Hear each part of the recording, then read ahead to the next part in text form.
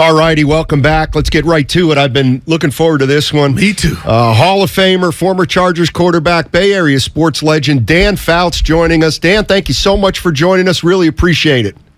It's great to be with you guys, Matt. All right, so, of course, the Chargers play the 49ers Sunday night. And I don't mean to start out negative, but I was looking at the stats for your first 5 years, and they weren't very good, and you guys didn't win a lot of games. Do you think in today's day and age they would have stuck with you like they did back then in San Diego?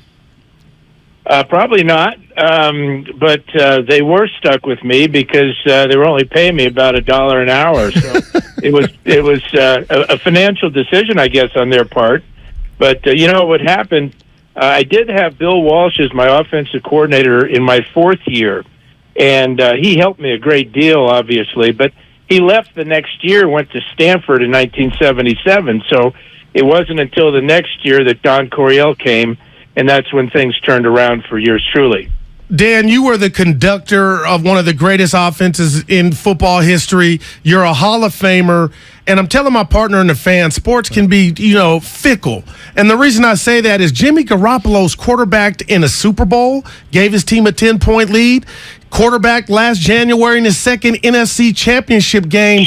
But yet, Dan, he doesn't get the respect, I believe. Can you share with us what you think of Jimmy Garoppolo as an NFL quarterback?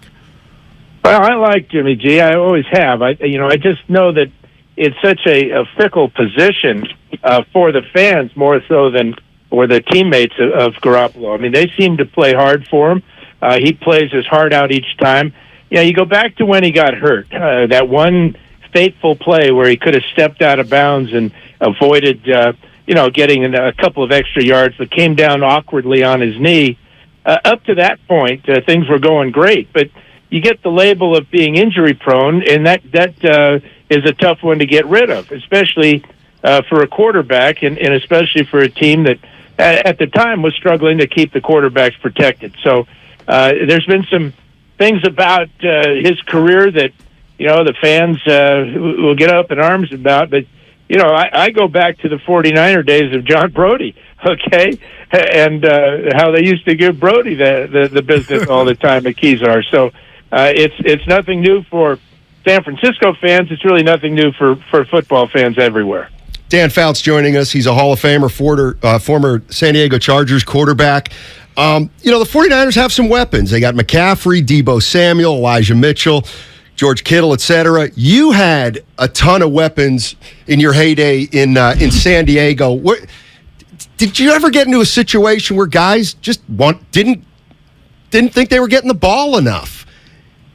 Yeah, that's okay, but I want them to think that. I want them to want the ball, and I want them to be the difference maker. The beauty of our offense is that we would send out 4 or 5 receivers each time on a pass play, and honestly, not one of them would realize or expect to be the primary receiver, because the primary receiver was always dictated by how the defense reacted to the formations and to the patterns that were being run.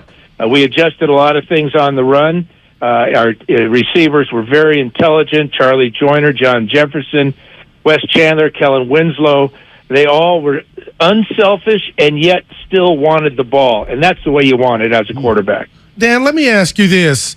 The Niners are going up against Justin Herbert, who, I've said this, it looks like he was made in a lab. The height, the arm, the spiral.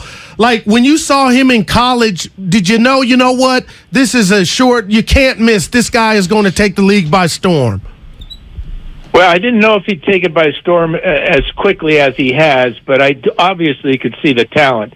I was good friends with his late grandfather, and he told me about this young kid all the time. So, you got to watch Justin. You got to watch Justin.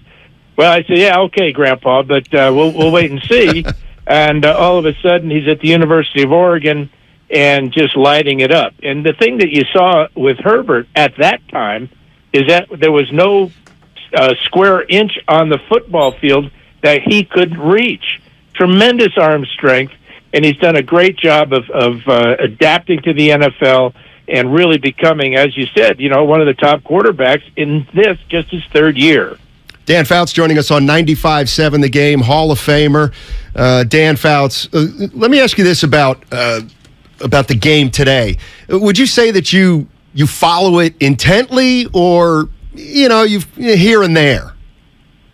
Well, I want to be entertained. I like everybody else, so if I see a matchup that it interests me, I'm going to sit there and watch it, or I'll tape it and watch it later, or check it out. But that brings me to this game, because this is going to be a very entertaining ball game. Yeah. Sunday night special and everything.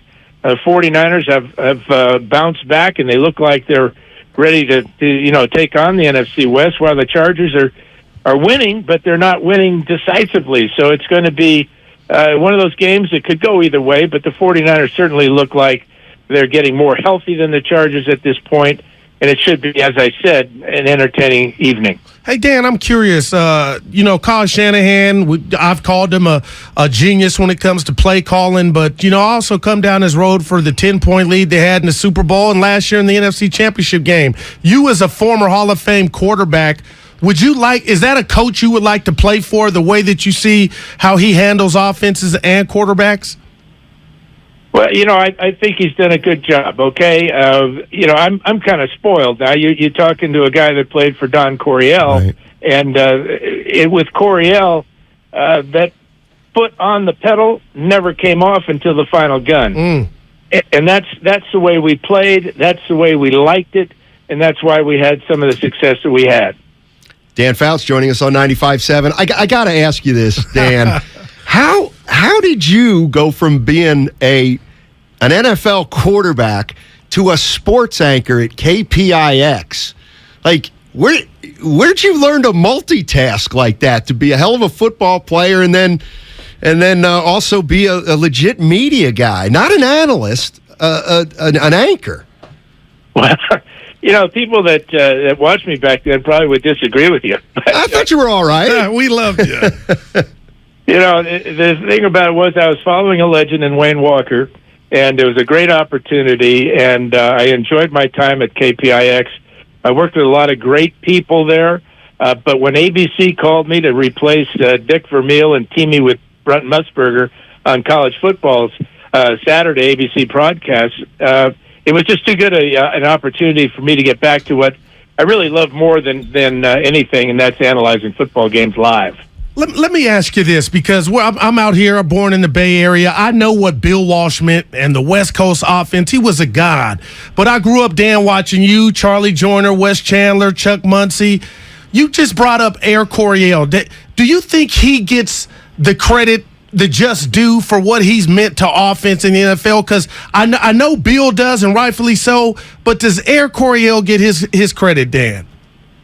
Well, hopefully he will this year, because he's a finalist for the Hall of Fame, and as you said, he certainly deserves it. You talk about what he meant to the offensive side of the ball, but how about the defensive side of the ball? Teams trying to stop this offense. Well, how do you do it? Well, you got to get a good pass rusher coming around the blind side. You got to put 5 or 6 defensive backs in the game. And these are all changes that you can go right back to the Coryell days and see defensively how much his offense affected the game. Hey, Dan, would you have been able to kind of come back like Jimmy Garoppolo did, where pretty much every sign was that they were moving on, and in fact they did make a commitment to Trey Lance, and then say, but we'd love to have you as a backup? What'd you think of that? Well, it just shows me the type of guy he is, and the competitor that he is, and how smart he is, to know that anything can happen. And obviously, it's too bad what did happen. You hate to see that occur for any ball player, but Garoppolo was there, he's ready, and he's got the 49ers now, halfway through the season, in contention. Dan, I want to make sure this comes out the right way. I mean, you played in a league where it was vicious.